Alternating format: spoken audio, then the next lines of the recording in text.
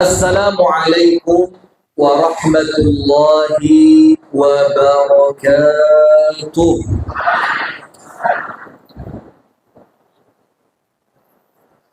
Bismillahirrahmanirrahim. Alhamdulillahi rabbil alamin. Allahumma salli wa sallim wa barik ala nabiyyina wa maulana Muhammadin wa ala alihi wa sahbihi ajma'in.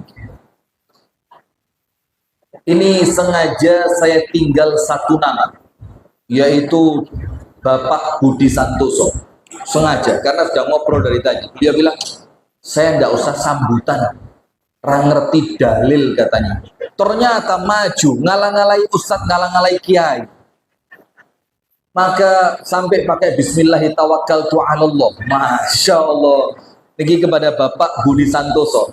Kita doakan semoga Bapak Budi Santoso sebagai Kepala Desa Besani oleh Allah disukani sehat walafiat, amanah, manfaat, dan mudah-mudahan jadi lurah seumur hidup. Kata yang lainnya, gentena katanya. Ya moga-moga Pak ya, Pak Lurah niki kalian Gusti Allah pinaringan sehat lan barokah. Amin. Alhamdulillah jamaah yang dirahmati oleh Allah, kita bersyukur di pagi hari ini dan acara pengajian Muhammadiyah semacam ini untuk saya sudah bukan acara yang asing.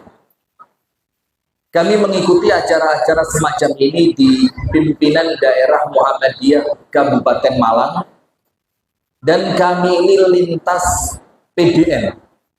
Saya ini tertulisnya di Kabupaten Malang, tapi aktivitasnya di kota dan Kabupaten Kediri.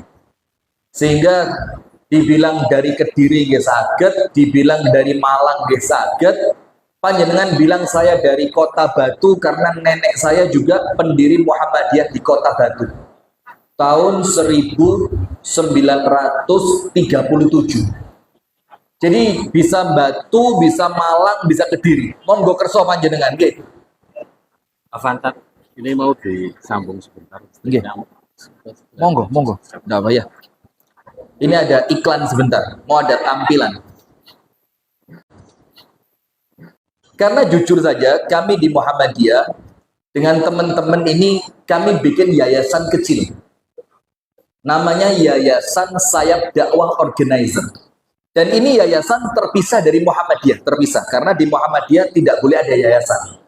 Jadi Muhammadiyah itu berdiri sebagai suatu persyarikatan sehingga semua aset langsung bernama Muhammadiyah Pusat, kan begitu. Nah, maka kami bikin yayasan itu tujuannya apa? Agar lebih cepat di dalam pergerakan.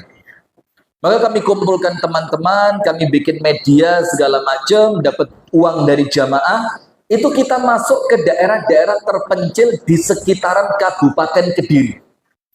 Dan subhanallah, dari kelilingnya kami tadi, justru 80% yang kami bantu, itu adalah sekolah, TPQ, masjid, dan musola NU. Itu justru 80%. Karena ternyata mau tidak mau ujung tombak di daerah-daerah itu TPQ kageman Kiai NU, musola yang dipakai pengajian rutin milik tokoh NU, sehingga sekat-sekat antara NU dan Muhammadiyah itu untuk kami sudah waktunya sudah lepas itu. Bukan lagi zaman perbedaan iki Muhammadiyah, iki NU segala macam. Nah, walaupun sekarang ini ada, panjenengan perlu hati-hati. Ini semacam ketoke yo pinter padahal gak sepiro pinter. Itu konten kreator. Panjenengan tahu konten kreator ya. Jadi kalau panjenengan buka YouTube niku nanti akan muncul itu kritikus. Ustadz ini dikritik, ustadz itu dikritik. Kiai ini dikritik, kiai itu dikritik, ormas ini dikritik, ormas itu dikritik, pondok, sekolahan, masjid, macam-macam. Ini yang berpotensi mendatangkan perpecahan di kalangan umat Islam. Nah, maka sekarang saya mau menyampaikan materi tentang apa sih sebab munculnya perbedaan pendapat di kalangan umat Islam. Kok ada yang kunut, ada yang tidak kunut. Kalau sholat, ada yang bismillahnya dikeraskan, ada yang bismillahnya dipelankan. Kalau malam Jumat, ada yang baca Yasin, ada yang baca Al-Kahfi. Kalau zikir setelah sholat, kalau di tempat saya ini besar ya. Di sini minimalis. Nah, apa, lanjut. Ada yang kemudian setelah sholat, zikirnya bareng-bareng, ada yang zikirnya sendiri, senang. Maka semacam ini jamaah, kalau tidak punya ilmu, akan gampang menjadi sumber perpecahan. Tapi ini, alhamdulillah sekarang sudah mulai hilang. Panjenengan tahu ketua PBNU yang dari Kabupaten Malang, sinten namanya? Almarhum Kiai Haji Hashim Muzadi. Itu beliau dari Malang. Kiai Hashim Muzadi itu pernah ceramah rahimahullahu taala di acara besar, ada acara orang NU, ada acara orang Muhammadiyah juga. Beliau bilang begini, kalau sekarang wis boten zamane debat kunut boten kunut. Kalau zaman dulu orang itu debat, oh iki gak kunut berarti Muhammadiyah. Oh iki kunut berarti NU. Nanti yang orang-orang yang subuhan itu eker-ekeran gara-gara kunut. Sekarang kata beliau, alhamdulillah wis ra enek sing eker-ekeran. Karena apa? Wis ra enek sing subuhan. Jadi masalahnya bukan masalah ngerti ilmu atau tidak ngerti ilmu, tapi apa? Memang sekarang wis gak enek sing sholat subuh. Jadi mau kunut gak kunut podo ae wong ora sholat subuh. Nah, maka itu guyonan saja. Tapi sekarang kita mau sampaikan jamaah. Yang pertama begini. Kalau kita mengikuti apa yang Allah Ta'ala inginkan dan apa yang Nabi Muhammad ajarkan, maka yang kita ikuti itu adalah persatuan. Ada satu hadis dalam riwayat Imam Muslim. Ini riwayatnya Imam Muslim. Hadisnya sahih. Rasulullah Shallallahu Alaihi Wasallam bersabda, saya minta apa? Tisu deh, tisu. Ini kayaknya masya Allah. Udara di sini. Saya biasa di Malang. Malang itu kayak Batur sana. Itu udara cukup segar. Dan ini kipas ternyata saya tunggu dari tadi gak murup-murup. Ini kayaknya cuma inventaris atau iya ini belum dicek ini kipas ini.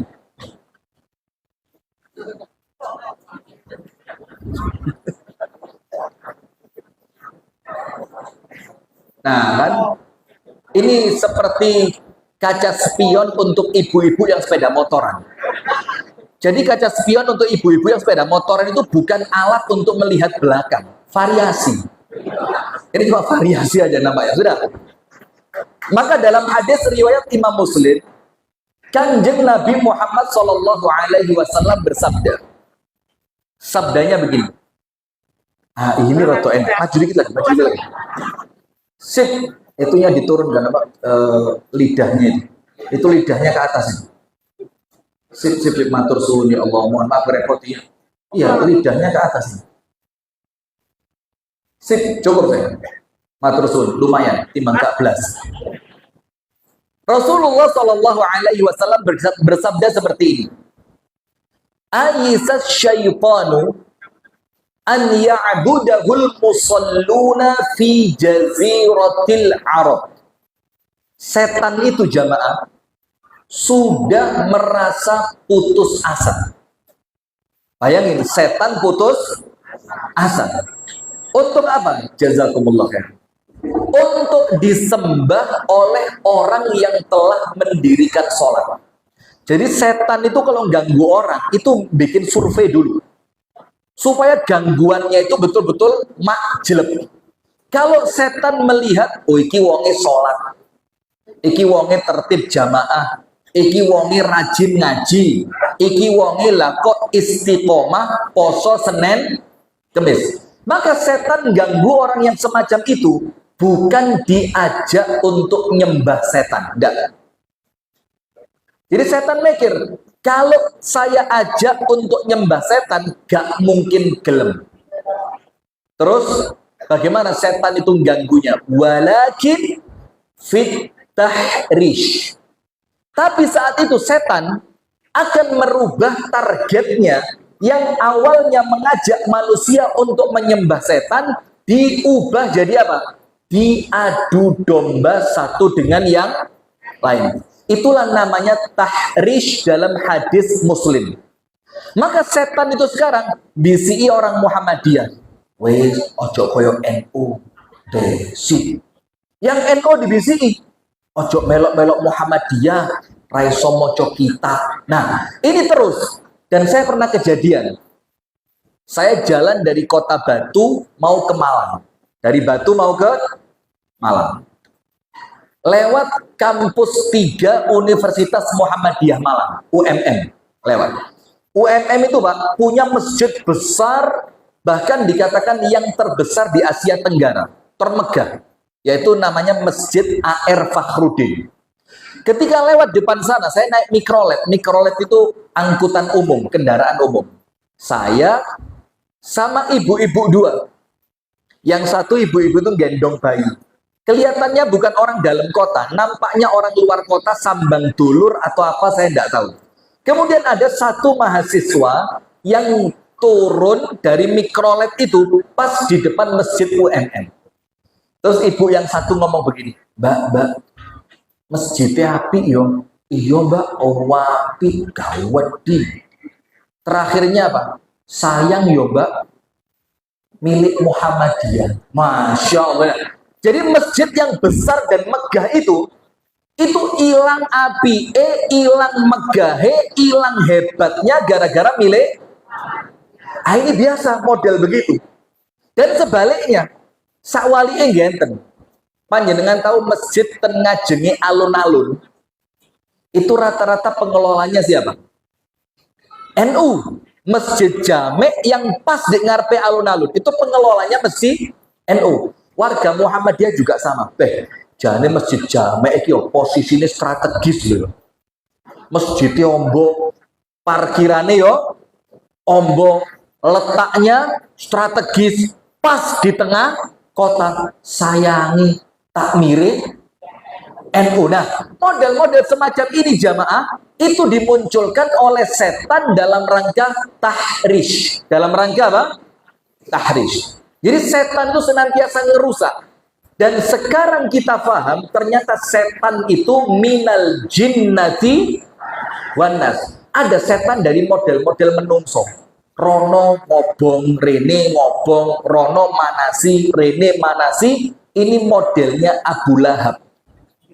Lahab itu artinya apa? Kobaran api. Senengane ngompori, datang ke orang Muhammadiyah ngompori NU, datang ke orang NU ngompori tentang Muhammadiyah. Ini anak turunnya Abu Lahab. Kemana-mana senengane obong-obong. Jadi bakar terus. Sekarang panjenengan insya Allah ngerti.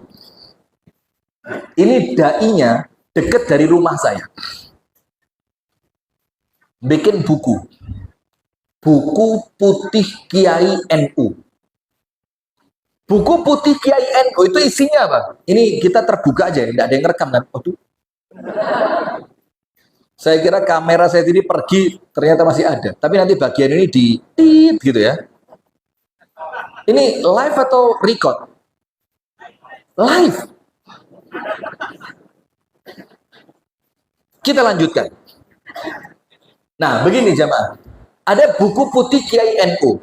Itu isinya apa? Ceritanya seorang mantan Kiai NU yang kemudian sekarang pindah haluan. Yang dipakai oleh masjid-masjid Muhammadiyah. Pada akhirnya nulis buku tentang bagaimana dia menganggap ternyata zaman NU itu salah kabeh gitu loh. Nah, buku ini jamaah, saya mau tanya, yang beli, yang semacam ini, yang beli orang NU atau orang Muhammadiyah? Buku Putih Kiai NU, isinya ngeritik NU. Yang beli orang Muhammadiyah atau orang NU? Orang Muhammadiyah, dijualnya di pengajian Muhammadiyah. Gelore Kiai tobat ini. Saiki nurut melok Muhammadiyah. Saiki wis tobat, wis ngerti ilmu, maka ditinggal NU nih. Sementara sebaliknya, buku-buku yang berisi mengkritik Muhammadiyah seperti Yai Muhammadiyah raiso maca kitab, Yai Muhammadiyah ra enek sing duwe pondok, Muhammadiyah ini gak enek sing lulusan Timur Tengah. Nah, ketika buku yang semacam itu dijual, yang beli siapa? Warga NU. Dan inilah proses provokasi dari setan yang bernama amalnya tahrish tadi. Nah, sekarang begini. Ada satu cerita menarik. Ini kejadian di zaman Sayyiduna Utsman ibnu Affan. Di zaman siapa?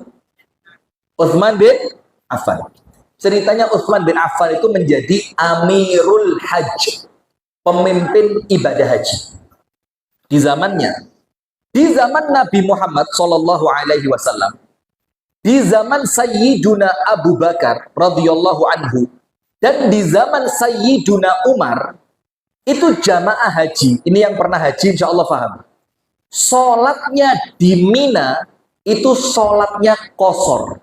Jadi panjenengan kalau mabit di Mina entah tanggal 8 atau tanggal 10, 11, 12, sholatnya itu qasar. Zuhur 2 rakaat, asar 2 rakaat, maghrib 3 rakaat, isya 2 rakaat, subuh tetap 2. Itu mulai Kanjeng Nabi, mulai Abu Bakar, mulai Umar. Pokok jamaah haji sampai di Mina itu sholatnya tanpa jamak, sholatnya qasar. Sampai zamannya Utsman, Kanjeng Nabi wafat Sallallahu Alaihi Wasallam, Abu Bakar wafat, Umar wafat. Sampai zamannya Utsman, ketika Utsman bin Affan berangkat haji bawa rombongan besar, itu Utsman bin Affan mengatakan apa? Sholat di Mina rokaatnya jangkep 4, tidak boleh dikosor. Bayangin Mbak, Kanjeng Nabi berapa rokaat? 2. Abu Bakar berapa rokaat? 2. Umar berapa rokaat? 2. Di zamannya Utsman, panjenengan cek ini riwayatnya banyak. Panjenengan kalau baca kitab insya Allah ketemu. Di zaman Utsman, rokaatnya balik, sholatnya itmam. Itmam itu apa? Sempurna. 4 rokaat. Abdullah bin Mas'ud tidak terima. Waduh, Abdullah bin Mas'ud bilang apa? Utsman, ini meja maju dikit. Bismillah. Sip, kalau sudah mulai semangat begini. Abdullah bin Mas'ud ini adalah ahli fikih di kalangan sahabat Nabi. Jadi panjenengan kalau lihat, ahli fikih di kota Madinah itu ada 7 orang. Yang nanti masing-masingnya itu punya murid. Nanti diteruskan Imam Malik, Imam Hanafi, Imam Syafi'i, Imam Ahmad. Itu pentolan ahli fikih di zaman sahabat, itu ada 7 orang di kota Madinah. Yang paling top Abdullah bin Mas'ud. Ini yang ilmunya paling mumpuni. Maka Abdullah bin Mas'ud protes sama Utsman. Utsman, pripun panjenengan niki? Kanjeng Nabi sholat ketika haji di Mina, zuhur qasar, asar qasar, isya qasar. Lah kok panjenengan punya keputusan menyelisihi mereka yang bertiga? Panjenengan menyelisihi Nabi Muhammad, menyelisihi Abu Bakar, menyelisihi Umar. Debat antara Utsman dan Abdullah bin Mas'ud. Setelah mereka berdebat sengit, Utsman bin Affan tetap pada pendapatnya sholat tetap rokaat sempurna, tidak boleh di qasar. Sudah, ketika azan zuhur, ini kan Abdullah bin Mas'ud kekeh sholatnya qasar 2 rokaat. Utsman bin Affan kekeh sholatnya 4 rokaat. Ketika sholat zuhur, Banser ngadep sana aja kok. Noleh ke saya. Ngadep sana, yang fokus pada zaman. Nanti khawatir ada serangan ini. Nah, sudah ketika azan zuhur, Abdullah bin Mas'ud yang lucunya apa? Ternyata ikut sholatnya Utsman bin Affan 4 rakaat.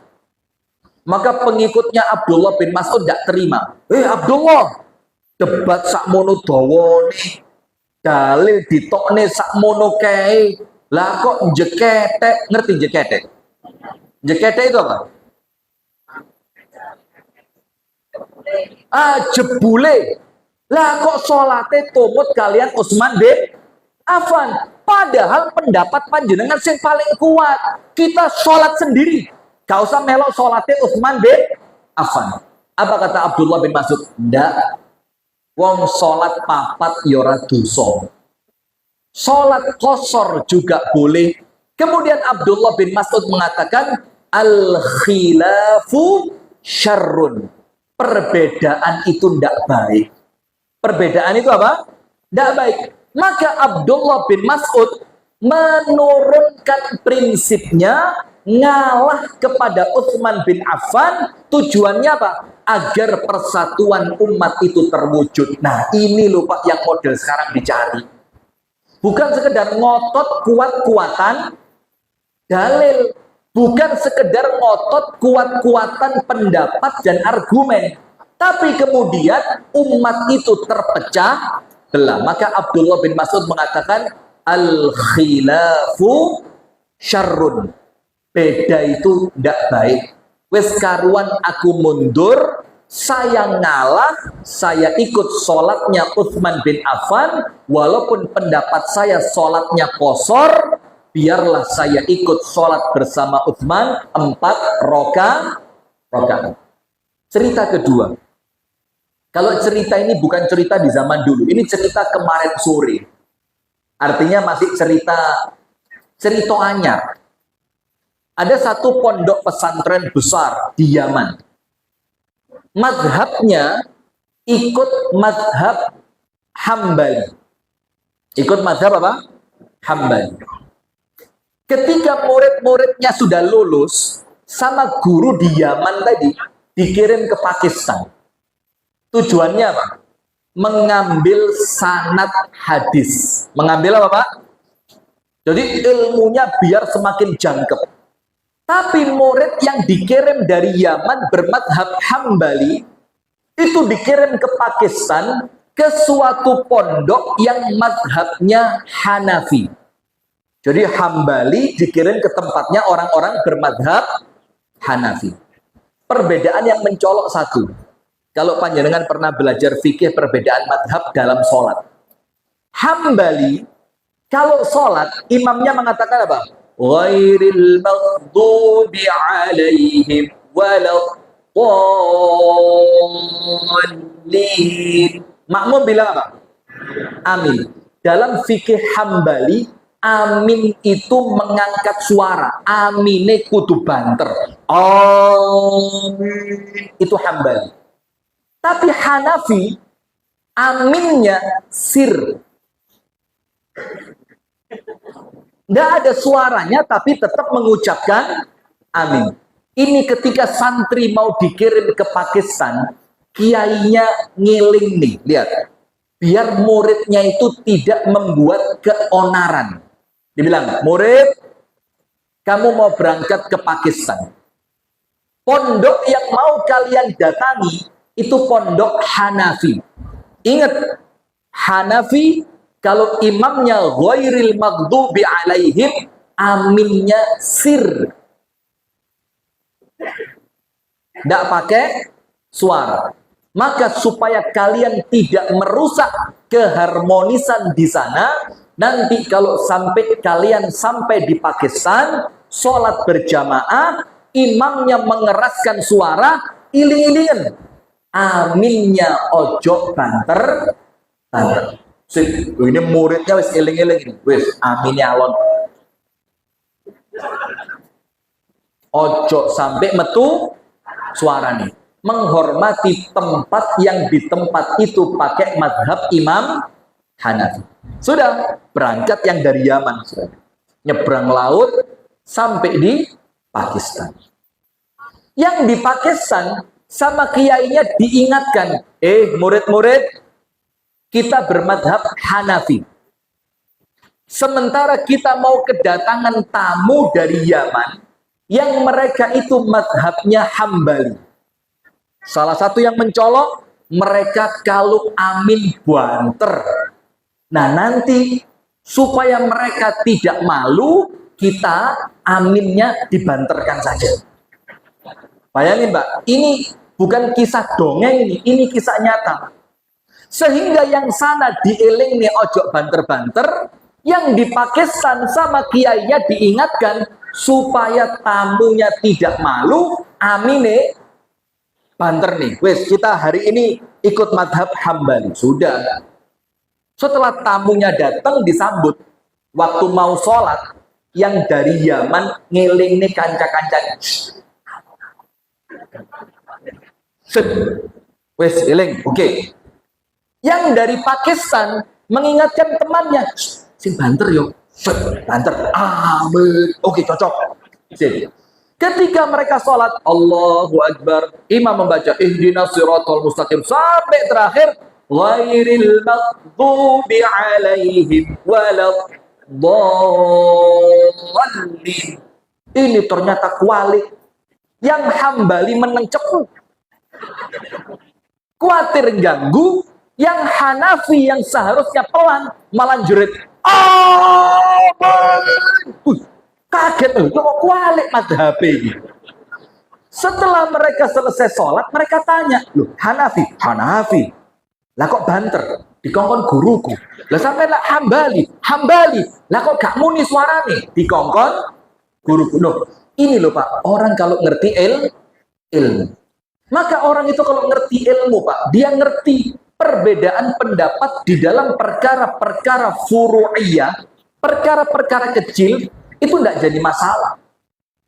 Bahkan dalam fikih itu ada pembahasan khusus, namanya apa?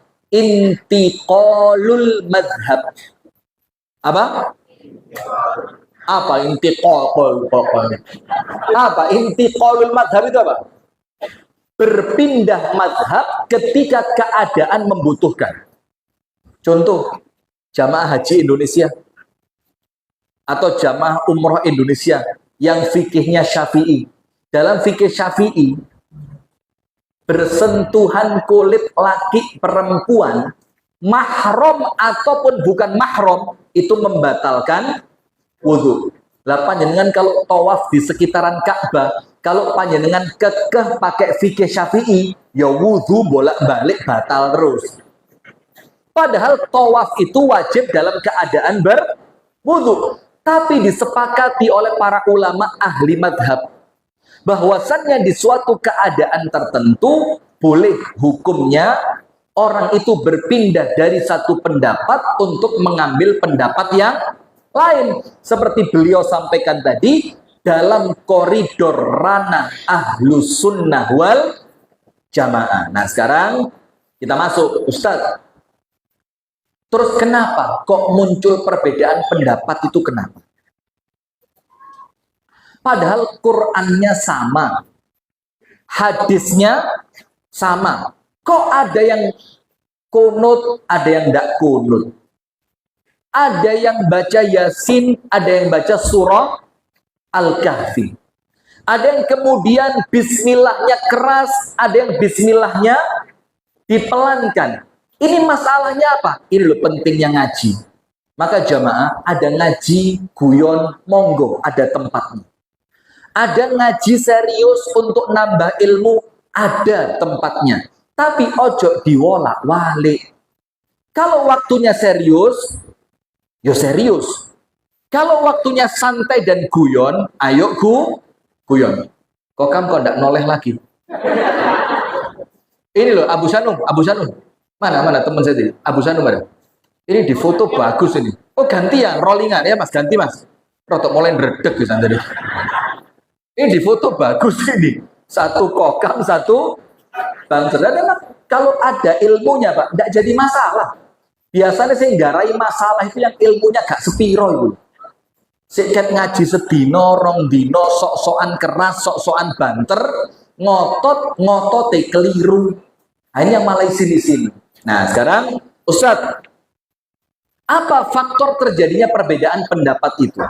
Secara garis besar, kalau dioncei Pak, kalau diperinci satu persatu itu ada 12. Ada berapa? 12. Tapi dari yang 12 tadi diperes, itu tersisa cuma 4. Tersisa berapa? 4. Maka saya rangkum sekarang 4 sebab terjadinya perbedaan pendapat. Saya awali dengan ucapan Amirul Mukminin Umar bin Abdul Aziz. Umar bin Abdul Aziz ini cicitnya Umar bin Khattab. Umar bin Abdul Aziz dalam satu buku, judulnya apa? Tahta Zilli Imami Al-Madhab. Di bawah naungan para imam madhab. Jadi disebutkan ternyata imam madhab itu satu dengan yang lain itu saling menghormati. Satu dengan yang lain itu saling mencintai. Saya kasih contoh. Ini insya Allah kalau yang saya ceritakan Pak, ini insya Allah panjenengan akan ketemu di buku apa insya Allah ketemu. Dan saya tidak biasa, ceramah dongeng itu tidak biasa. Maka insya Allah apa yang kami sampaikan bisa dipertanggungjawabkan secara literasi. Ngerti tidak literasi? Jadi lagi golek sumbernya dari mana gitu insya Allah ketemu. Imam Syafi'i ketika belajar dengan Imam Malik, Imam Syafi'i sama Imam Malik kan guru dan murid. Itu Imam Syafi'i tidak pernah menampakkan perbedaannya dengan Imam Malik. Dipendem. Ditahan sama Imam Syafi'i. Baru setelah Imam Syafi'i wafat, Imam Malik menyampaikan beberapa perkara. Setelah Imam Malik wafat, Imam Malik meninggal, baru Imam Syafi'i menyampaikan beberapa perkara yang Imam Syafi'i itu tidak sepakat dengan gurunya yaitu Imam Malik. Itu pun menyampaikannya bukan di Madinah tempatnya Imam Malik, tapi disampaikannya di Irak di majelisnya Imam Syafi'i. Terus murid-muridnya ini merasa kaget. Ketika muridnya Imam Malik datang ke Imam Syafi'i di negeri Irak belajar, mulai ngerti, loh Imam Syafi'i, panjenengan kan muridnya Imam Malik, kok dalam pendapat ini panjenengan tidak sama dengan Imam Malik. Dalam pendapat yang ini Anda tidak sejalan dengan Imam Malik. Dalam pendapat yang ini Anda berseberangan dengan Imam Malik. Terus muridnya tanya, kenapa tidak didiskusikan? Kenapa tidak dibicarakan? Diajak untuk berdebat ketika Imam Malik masih hidup. Lihat Pak, apa jawabannya Imam Syafi'i? Kenapa pendapatmu ini tidak disampaikan ketika Imam Malik masih hidup? Kata Imam Syafi'i ya Pak, ta'ziman wa ikraman li jalalati Malik. Karena aku menghormati, aku memuliakan keilmuan Imam Malik yang diakui oleh murid-muridnya. Maka selama Imam Malik masih hidup, saya diam. Saya ikut pendapatnya Imam Malik. Tapi setelah Imam Malik wafat, aku sampaikan pendapat yang aku yakini kebenarannya, dan itu secara ilmiah. Nah sudah, maka Umar bin Abdul Aziz mengatakan begini. Aku, kata Umar bin Abdul Aziz, ibu-ibu pengajian serius gini ngerti ya? Bu? Bu? Pak, jangan kalau serius gini nggak ngerti? Alah, yo po yo yo. Ngertos? Saya ceramah apa ini? Poligami. Poligami, ngawur ibu-ibu. Sudah, ini lagi serius Bu, karena eman-eman saya melihat panjenengan ini nuansa di tempat ini ukhuwahnya bagus banget. Maka sekalian disampaikan supaya nambah ilmu. Umar bin Abdul Aziz mengatakan begini. Ala wa inni la uhibbu law anna sahabatan nabi lam yakhtalifu. Kata Umar bin Abdul Aziz, saya ini justru tidak senang kalau sahabat Nabi tidak berbeda pendapat. Malah gak seneng. Justru saya ini senang kalau sahabat Nabi itu berbeda pendapat. Terus orang-orang di sekitarnya tanya, oh ini aneh ini. Orang itu kalau yang lainnya sepakat seneng. Kalau berbeda pendapat malah gak seneng. Lah kok panjenengan kualik? Justru seneng kalau sahabat Nabi berbeda pendapat.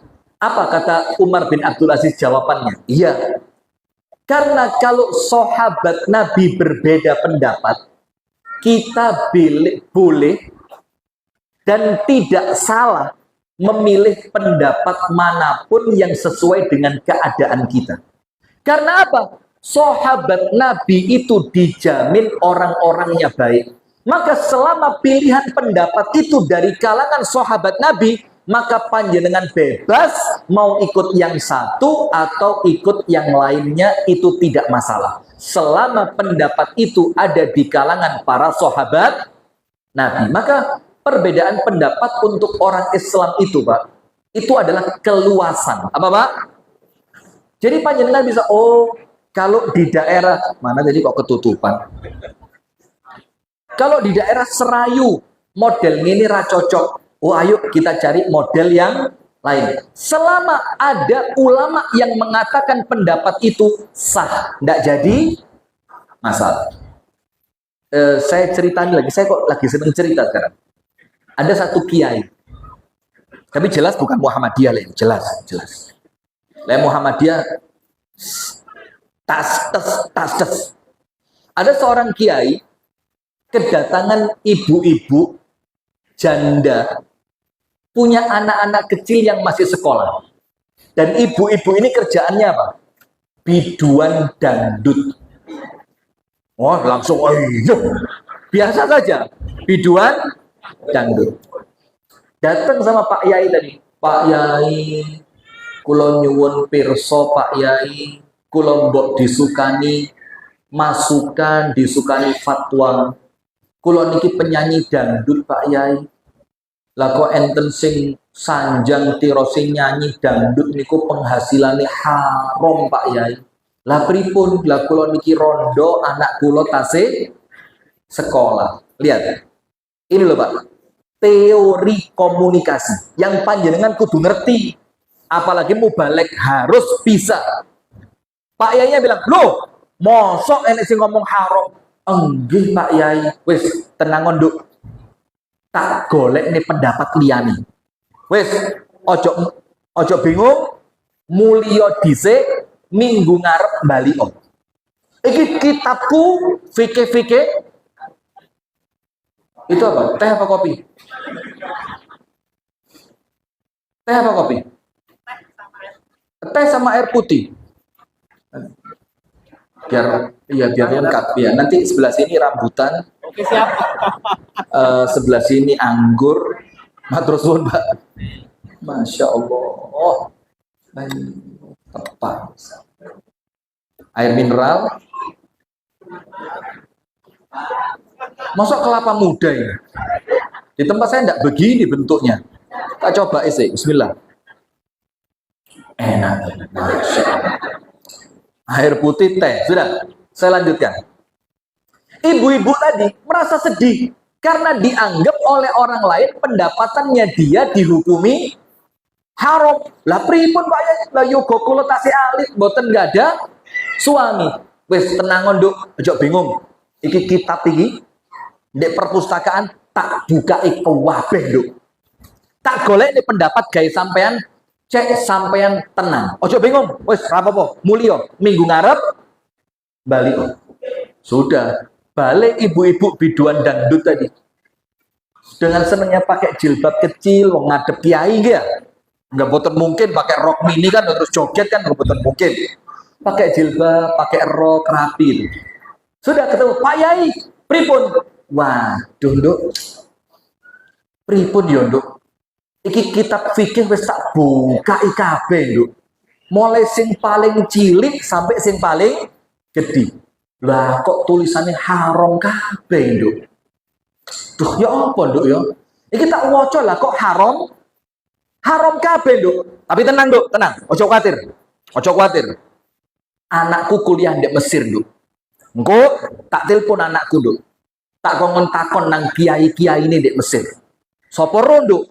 Enek sing ngomong joget dangdut, biduan dangdut iku halal. Tapi tenang, Nduk ya. Wes bali minggu ngarep, Nduk. Pulang lagi tuh perempuan. Saya minggu depan balik itu perempuan. Pripun Pak Yai? Lah yo iku, Nduk. Yo apa yo, Nduk? Anakku sak telepon takon nang alim alamah para kiai, para guru di Mesir, Nduk. Lah kok kabeh jawab ra oleh, Nduk. Terus yo apa, Nduk? Lah terus pripun Pak Yai? Lah yo pripun, Nduk? Lah pripun Pak? Lah ya pripun, Nduk? Lah iki kabeh ngomong haram, Nduk. Nah, coba bayangin. Ini kiai bisa saja jawab ketika pertama kali perempuan itu datang haram. Bisa apa enggak? Tapi dia berusaha menjadikan jawaban itu tidak menghakimi. Dia berusaha bagaimana jawaban itu untuk perempuan yang sebagai penyanyi dangdut itu jawaban terkesan manusiawi untuk dia. Gak ngapok nih, gak nyalah nih, gak kemudian memvonis. Maka sampai butuh waktu berapa? 2 minggu. Sehingga perempuan itu mendapatkan jawaban. Jane jawabannya ya podo-podo harami. Tapi cara itu loh, Pak. Yang menjadikan perempuan ini, nggih pun Pak Yai lek ngoten, nggih matur suwun kula Pak tak pados penyambut damelan liyani lentuni. Coba. Ini cara, Pak. Lah kalau sekedar ngomong haram, halah Pak. Lari alit panjenengan uruhi. Betah. Dolala finnar neraka. Itu anak kecil nggih pinter. Tapi cara merebut hati manusia agar hukum Allah itu diterima dengan baik itu perlu kebijaksanaan. Maka Pak, kalau cuma bener gampang, panjenengan buka Google, insya Allah bener kabeh. Tapi bener itu perlu apa? Bijaksana. Contoh, saya kasih cerita. Ada teman saya ngaji sama saya di Kediri. Kerja di salah satu bank konvensional. Wah, mulai kepanasan Pak Lurah. Masya Allah. Saya ada kipasnya Pak Lurah. Ini privilege Pak Lurah. Sudah kerja di salah satu bank konvensional. Kemudian ngaji. Istiqomah. Istrinya juga ikut ngaji. Singkat cerita, mulai kroso kerja di bank ini haram. Mulai mikir ya, kok ceritanya kerja di bank itu hasilnya adalah hasil riba. Sudah, akhirnya Bu, singkat cerita, orang ini resign. Enggak ngerti resign. Enggak ngerti ya, enggak ngerti. Allah enggak ngerti. Ngerti? Nopo? Oh, bagus. Lereng, ya. Akhirnya orang itu membuat surat pengunduran diri, mundur dia. Dan di bank tempat dia kerja itu memang umum kalau ada teman yang dipindah kota, pindah cabang, atau yang mengundurkan diri, atau yang pensiun, itu dibikin acara apa? Syukuran. Tapi umumnya di tempat itu ngundang organ tunggal, Juni, lagunya Maggie Z itu ya. Oh Mairama, lah saya lebih ngetes cok. Saya kira panjenengan tidak tahu, lah kok malah tahu, masya Allah. Nah, umumnya ngundang penyanyi karaokean bareng, kemudian makan-makan. Karena dia sudah ngaji, saya diundang. Ustadz, teman-teman saya biasanya Ustadz kalau ada perpisahan itu ngundang pemusik, penyanyi, nanti karaokean bareng, nanti ngasih hadiah surprise. Ustadz mau nggak? Kali ini saya pengen merubah budaya itu. Diisi dengan apa? Tausiah. Saya bilang, oke, siap. Sudah 2 hari menjelang acara, saya di WA. Ngerti WA? WA tahu? Waos Al-Quran. Masya Allah. Nah, saya di WA. Request tema. Request ngerti pora request. Dia itu pesen materi. Ustadz, materinya haramnya riba. Tak pikir, lo. Iki ngeplak nyelih tangan yo gini. Ini karepe ngeplaki kancane tapi nyeleng tangan. Saya telepon langsung, wah ngawur Anda, saya bilang. Lo Anda itu lo keluar dari bank, seket dorong seminggu. Kok sok-sokan langsung ngomong haramnya riba. Jangan begitu, tidak objektif, itu namanya tidak bijak sana. Saya beli materi apa? Saya sampaikan materi jaminan rezeki dari Allah. Saya bikin materi itu, jadi Anda mau kerja dimanapun, mau di bank, Anda mau keluar dari bank, pokoknya rezeki panjenengan kalian Gusti Allah dijamin. Nah itu namanya bijak sana. Nah sudah, sekarang kita kembali. Ada muridnya Imam Syafi'i, namanya Abu Musa. Namanya siapa? Abu Musa.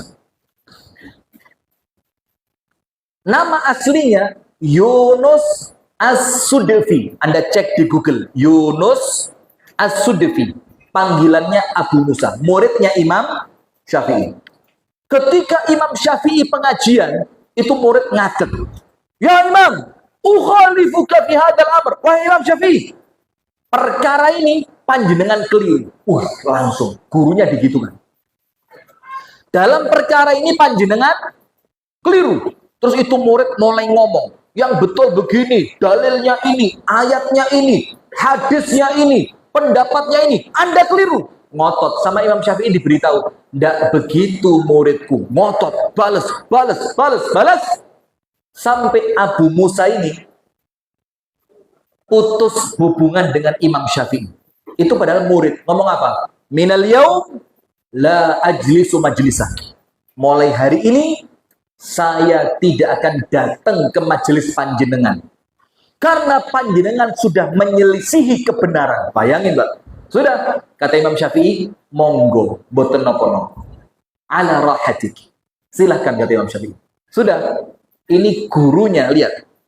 Besok pagi, menjelang sholat subuh, itu Imam Syafi'i nunggu muridnya yang kemarin barusan menghina Imam Syafi'i di depan rumahnya.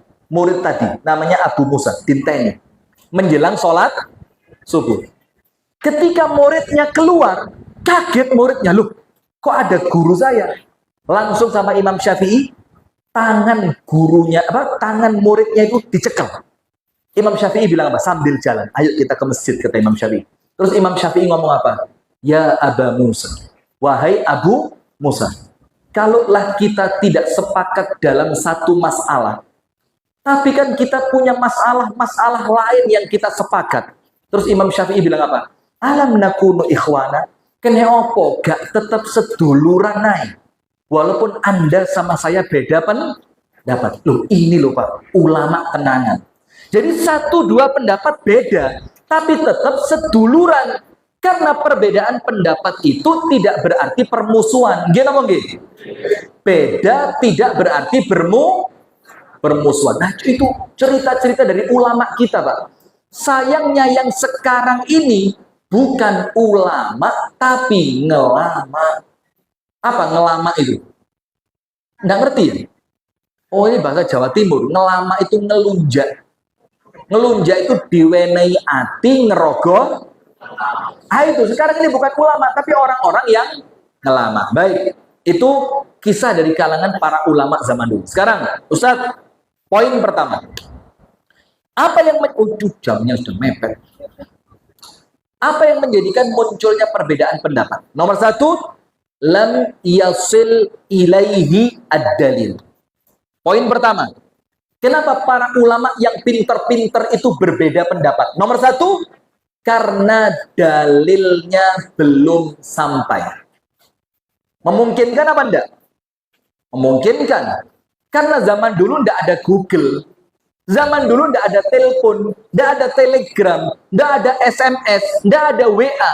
Sehingga ketika ada satu tempat dalilnya sampai, mungkin di tempat yang lain dalil tersebut belum sampai. Contoh, panjenengan tahu Sayyiduna Ali bin Abi Thalib itu mau menghukum orang yang murtad dari agama Islam, dihukum dengan cara apa? Diobong. Dibakar oleh Ali bin Abi Thalib. Diikat tangannya, diikat kakinya, ditutup matanya, disiapkan kayu, dan kayunya sudah dibakar. Itu ketika orang yang murtad ini akan dibakar, apa yang terjadi? Abdurrahman bin Auf datang. Abdurrahman bin Auf mengatakan, wahai Ali, bukankah telah sampai kepadamu satu dalil dari Nabi Muhammad yang mengatakan la tu'adzibu binnar, janganlah kalian membunuh, janganlah kalian menyiksa, janganlah kalian menghukum dengan cara dibakar. Apa kata Ali? Lam asma' hadzal haditsa min qabl. Aku gak tahu krungu. Maka dicek dulu, betul enggak itu hadisnya? Ditanya sahabat-sahabat yang lain. Ternyata betul. Apa kata Ali? Kalau memang dalilnya seperti itu, saya batalkan membakar orang yang murtad ini. Nah, berarti pertama lihat, Ali bin Abi Thalib berpendapat menghukum dengan membakar boleh apa enggak? Awalnya boleh, karena dalilnya belum sampai. Tapi setelah diberitahu dalilnya, apa yang Ali bin Abi Thalib lakukan? Mundur. Kenapa mundur? Karena sekarang dalilnya sudah sampai. Jadi biasa, Pak. Betul, usah kaget. Mungkin zaman dulu orang-orang yang tidak membaca surah Al-Kahfi karena mungkin dalil Al-Kahfi oleh mereka belum sampai. Jadi gak usah ngotot. Gak usah ngotot. Contoh kedua, dalilnya belum sampai. Dan sampai detik ini, dalam kitabnya Al-Imam Al-Hanafi, itu masih tercatat. Belum dihapus. Karena itu namanya otentik. Kalau dalam ilmu namanya amanah ilmiah. Panjenengan kalau ikut madhab Hanafi, wena. Apa itu? Khomer yang haram itu cuma 2. Lainnya halal. Jadi tuak tuban itu boleh. Kalau pakai madhab Imam Hanafi. Ganja tahu ganja? Boleh. Sabu-sabu tahu? Boleh. Apalagi? Di sini minuman keras yang khas di sini apa? Yang produksi asli Wonosobo. Ciu. Bahannya apa ciu itu? Nggak, serius. Saya tidak guyon. Bahannya apa? Ciu itu bahannya apa? Tapi halal. Kalau pakai mazhabnya Imam Hanafi. Kenapa begitu? Karena dalam mazhab Imam Hanafi, minuman keras, Bu, tasik mirengaken apa boten? Bu, pripun sehat, Bu? Ibu-ibu di belakang sudah gini. Ngomong perang belas mudeng boten sudah. Karena dalam mazhab Imam Hanafi, minuman keras yang haram cuma 2. Nomor 1, yang terbuat dari sari gandum, dan yang kedua yang terbuat dari perasan anggur. Berarti minuman keras selain yang 2 tadi boleh. Ayo, tumut Hanafi nama pripun? Nah, tumut Hanafi. Oh, ibu ya? Iya. Ya, apa sih buka iya? Nah, ini kalau panjenengan ikut Imam Hanafi, itu semua cuy. Ciu. Oh, ciu. Maaf Pak Lurah. Belum pengalaman Pak Lurah. Ya. Ciu halal. Sabu-sabu halal. Ganja halal. Heroin halal. Karena yang haram cuma yang terbuat dari gandum dan anggur. Saya mau tanya, kenapa kok Imam Hanafi sepinter itu, dalam tanda kutip loh ya, ini saya tidak mengatakan beliau seperti ini, tidak, dalam tanda kutip, kok sesembrono itu, segegabah itu? Karena ada satu dalil yang belum sampai kepada Imam Hanafi, dan itu dikatakan langsung oleh muridnya. Apa dalilnya? Kullu muskirin haramun. Setiap yang memabukkan hukumnya haram. Apapun jenisnya. Sekarang lagunya Meggy Z tadi kan? Oh, Roma juga. Masya Allah. Kok KB Roma Ira, Meggy Z di dunia apa? Nah, Maka ada satu hadis, setiap yang bikin akal itu hilang, hukumnya apa? Tapi hadis itu di zaman Imam Hanafi sampai wafat, Imam Hanafi belum dapat hadis itu. Tapi pendapatnya Imam Hanafi diluruskan oleh siapa? Muridnya. Yang ketika hadis itu sampai, muridnya bilang apa? Dalam madhab kami, sekarang semua yang memabukkan hukumnya haram. Maka orang itu beda pendapat nomor satu karena apa? Dalilnya belum sampai. Jadi kalau ngadepi orang yang masih salah, woles bro. Woles itu apa? Slow, santai mawon, batu sangat. Harum, neraka, bid'ah. Ototnya pedot malah stroke. Santai mawon. Boleh jadi orang yang melakukan kesalahan itu karena memang ilmunya belum. Maka tugas kita apa? Menyampaikan dengan cara yang simpatik. Ojo kakean nyalah-nyalah nih wong li. Nomor 2. Ustaz. Yang kedua, ini saya persingkat. Contohnya masih banyak, cuma saya singkat-singkat aja. Yang kedua, apa sebab para ulama itu berbeda pendapat? Nomor 2, nisyanu ad-dalil. Dalilnya sampai, tapi lupa. Masuk akal ulama lupa? Masuk akal. Wong ulama itu manusia biasa. Tak kasih contoh. Ada Umar sama Amr. Umar sama siapa? Amr. Umar bin Khattab dan Amr bin As. Amr bin As sama Umar bin Khattab jalan. Musafir. Di suatu malam istirahat, pasang tenda. Malam itu, jangan tanya-tanya loh ya. Mereka berdua junub bareng, mandi besar. Apa? Mimpi basah bareng. Ketika bangun, Umar noleh sama Amr. Karena cuaca yang sangat dingin. Sudah, tapi di tengah padang pasir itu, tidak ketemu air. Sementara sudah masuk waktu sholat subuh. Apa yang dilakukan oleh Umar?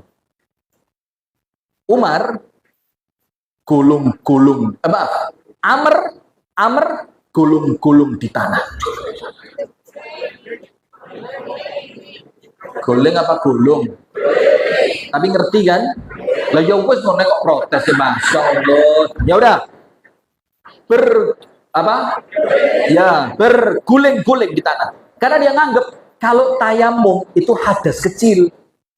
Ini hadas besar, wong ngimpi kok, ngimpi basah. Maka tayamum kecil diganti dengan cara yang besar. Dia mandi kucing, disirat-sirati pasir badannya. Setelah itu langsung sholat. Sama Umar bin Khattab diketawain. Ngawur. Cara model apa ini tayamum kok pakai pasir, mandi pasir? Kata Amr, loh tayamum kan hadas kecil, lagi hadas.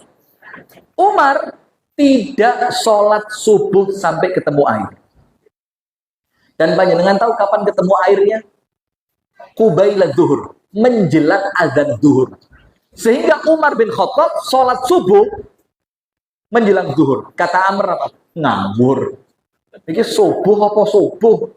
Subuh kok kate beduk ket sholat subuh. Kata Umar, yang penting ketemu banyu. Lah sampean gulung-gulung, giling-giling. Guling-guling, sampean guling-guling. Sudah.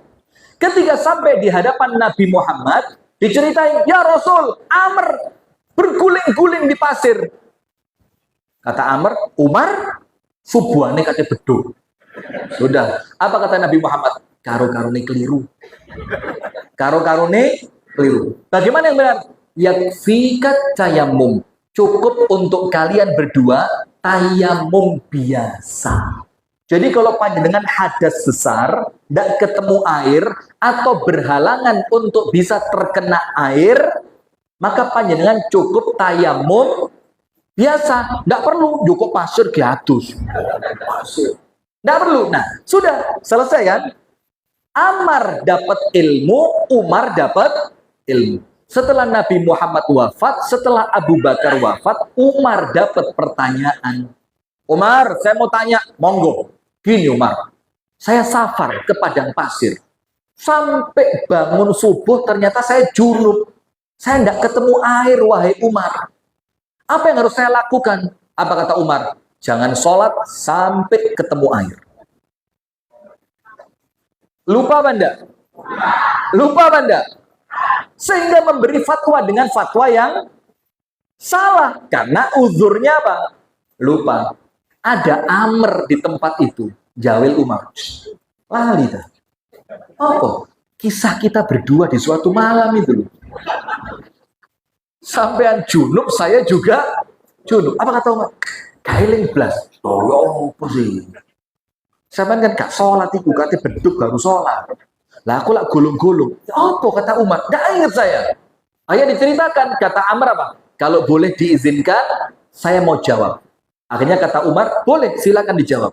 Baru oleh Amr diceritakan Rasulullah mengatakan cukup dengan tayamum biasa. Dan semacam ini jamaah di dunia ulama biasa. Karena kita ini manusia tempatnya salah dan lupa. Sip, itu poin kedua. Kenapa ulama berbeda pendapat? Lupa. Forget. Pintar bahasa Inggris, Masya Allah. Forget. Nah gitu, tangannya dinaikkan ya. Masuk tangan tuh ke bawah juga gak niat heran. Itu sendang. Sikap sempur. Guyang-guyu Bapak. Sudah. Yang ketiga. Apa? Al-khata'u fi fahmi dalili. Yang ketiga, ulama itu beda pendapat karena salah di dalam memahami dalil. Salah dalam apa? Memahami dalil. Contoh paling gampang. Dalilnya sama. Wonge yo gak lali. Dalile yo sudah sampai kepada orang tersebut. Tapi cara memahaminya dengan cara yang berbeda. Contoh. Panjenengan ingat kisahnya Bani Quraidah. Waduh. Oh lupa ulama ini biasa. Wong ulama aja lupa kan, apalagi orang biasa. Lupa. Ini antara lupa atau tidak tahu, saya tidak ngerti ini. Bani Quraidah. Rasulullah ngirim pasukan ke Bani Quraidah. Rasulullah bilang apa? Jangan sholat asar kecuali di tempatnya Bani Quraidah. La yusalliyanna ahadun minkumul asar illa fi Bani Quraidah. Jangan sholat asar. Jelas enggak? Jangan sholat asar. Kecuali di tempatnya Bani Quraidah. Sudah berangkat sahabat. Semuanya dengar. Ternyata apa? Sudah hampir azan maghrib. Belum sampai di Bani Quraidah. Padahal sebentar lagi azan maghrib. Tapi belum sampai di tempatnya Bani Quraidah. Apa yang dilakukan sahabat Nabi? Terpecah dua. Jeret. Yang satu, sholat asar pada waktunya. Tapi bukan di tempatnya Bani Quraidah. Menyelisihi Nabi atau tidak? Menyelisihi. Yang satunya, sholat asar setelah Isya. Tapi tempatnya seperti instruksi Nabi di tempatnya Bani Quraidah. Saya mau tanya sama panjenengan, yang betul yang mana?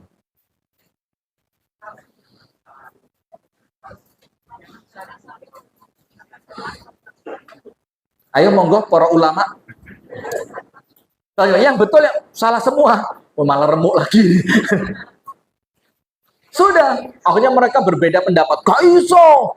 Ini waktu asar hampir habis. Sholat di sini. Yang lainnya, gak bisa.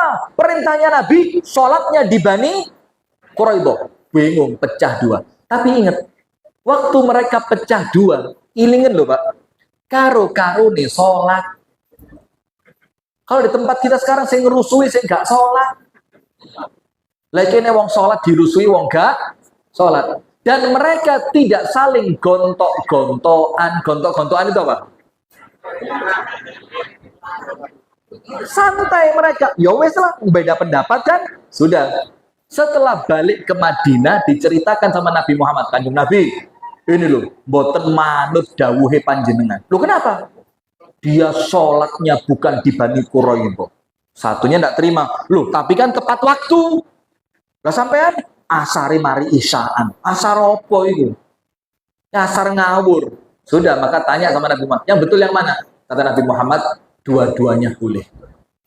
Dua-duanya boleh. Tapi yang aku maksud, kata Nabi Muhammad, kalian itu melakukan sing cepet, sehingga kalian sampai di tempatnya Bani Quraidah sebelum maghrib. Jadi maksudnya Nabi jalannya disuruh apa? Cepat. Ya mungkin sahabatnya ada yang pelan-pelan, ada yang istirahat, sehingga tidak sampai di Bani Quraidah sudah menjelang adzan maghrib. Itu beda dalam memahami dalil. Padahal dalilnya podo, tapi beda memahami, hasilnya bisa berbeda. Terakhir, penutup. Apa sebab para ulama berbeda pendapat? Al-khilafu fi sihhati al-hadithi. Beda dalam menilai dalil. Ada yang bilang sahih, ada yang bilang dhaif. Kalau sahih harus diamalkan, kalau dhaif tidak boleh diamalkan. Contoh, ayo, panjenengan waktu nggadah yoga rumiyin, panjenengan azani napa mboten? Ibu-ibu ndak usah melo-melo. Panjenengan azani napa mboten? Diazani? Padahal hadisnya dhaif iki. Ayo pripun? Hadisnya dhaif. Diazani mboten? Saya, Pak, korban hadis ini, Pak. Saya punya anak 4. Anak pertama tak azan. Allahu Akbar. Sampai susternya bingung. Adzan apa ini kok banteran? Dikira adzan sholat, ternyata ngadani bayi. Sudah. Karena saya berpegangan hadisnya kuat. Setelah berjalannya waktu saya belajar, saya dapat pendapatnya Syekh Albani. Yang dimana Syekh Albani mengatakan hadis mengazani bayi, hadisnya lemah, maka tidak perlu diamalkan. Anak kedua, sama susternya, anaknya saya kedua dikasihkan saya. Monggo Pak diazani. Beda. Apa ngazani bayi? Tidak ngerti hadis. Hadis dhaif diamalkan. Waduh, saya marahi susternya. Beda. Bingung susternya. Biyen jaluk saiki diusir. Dikembalikan ke ruangan bayi kan? Karena saya belajar dari Syekh Albani mengatakan hadis mengadzani bayi hukumnya dhaif. Sudah, belajar lagi bukunya Ibnul Qayyim, Tuhfatul Maudud, hadiah untuk anak yang baru lahir. Ibnul Qayyim mengatakan mengadzani bayi termasuk sunnah. Sudah, anak ketiga lahir. Susternya bingung, kayak ini orang. Gak dikek ini dijaluk, dikek ini diamuk. Soro be wong Arab situ ini. Sudah, sama susternya tidak dikasihkan. Tak cerita, sus, mana anak saya? Jawabnya bid'ah. Sekarang sunnah. Saya ambil itu anak ketiga saya. Tak ada di mana? Allahu Akbar, Allahu Akbar. Ya itulah. Karena perbedaan menilai derajat dalil. Contoh yang lain, panjenengan yang dulu waktu kecil oleh orang tuanya dereng diakikoi. Boleh ndak mengakikoh diri sendiri? Tidak, Muhammadiyah banget. Boleh boten? Tidak. Ada dalilnya, Pak. Nabi Muhammad dari hadis Anas bin Malik, setelah diangkat menjadi nabi dan rasul umur 40 tahun, yang dilakukan pertama kali menyembelih 2 ekor kambing untuk mengakikoh dirinya sendiri. Berarti boleh apa enggak? Tapi ada yang ngomong dalilnya palsu. Ya apa terus? Ya sudah, Pak. Untuk urusan yang semacam ini, ojo ngotot. Jangan apa?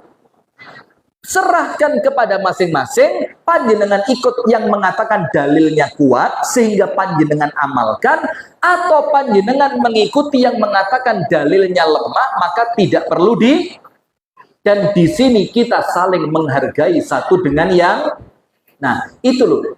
rangkuman 4 sebab ulama itu beda pendapat. Nomor 1, dalilnya belum sampai, maka bikin hukum yang tidak sesuai dengan syariat karena dalilnya belum.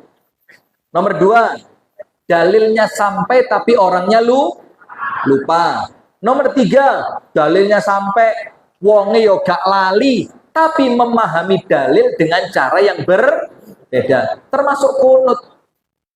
Kunut itu, Pak, itu perbedaan di dalam menilai derajat hadis. Kalau Muhammadiyah menganggap dalil kunut itu lemah, maka Muhammadiyah tidak perlu kunut. Kalau saudara kita dari kalangan NU menganggap dalilnya kunut itu kuat, maka mereka kalau sholat subuh pakai, gak usah ruwet. Timbang rasolat tuh. Iya. Ini perbedaan di dalam menilai derajat hadis. Termasuk Yasin. Panjenengan nate bika kitab tafsir Ibnu Katsir. Dalam surat Yasin, itu Imam Ibnu Katsir itu, Pak, ahli tafsir, ahli hadis, ahli sejarah. Itu Ibnu Katsir menuliskan lebih dari 15 keutamaan surat Yasin. Termasuk dibaca untuk orang yang mau wafat, dibaca di depan orang yang wafat, termasuk dibacakan untuk orang yang sedang sakit. Itu ditulis sama Ibnu Katsir. Dan Ibnu Katsir mengatakan dalilnya kuat. Nah, kalau kita yang mengatakan dalilnya tidak kuat, lu monggo mawon, yang penting rukun satu dengan yang lain. Yang terakhir, dalilnya sampai, orangnya tidak lupa, kemudian dia juga memahami dengan cara yang benar, tapi apa? Memahami dengan cara yang berbeda dalam satu dalil. Sekarang jamaah sekalian, ada yang tercela. Yang tercela apa? Perbedaan pendapat karena kebodohan dan hawa nafsu. Karena apa? Kebodohan. Dan mohon maaf, non sewu ini kalimatnya mungkin kurang sopan, tapi perlu disampaikan.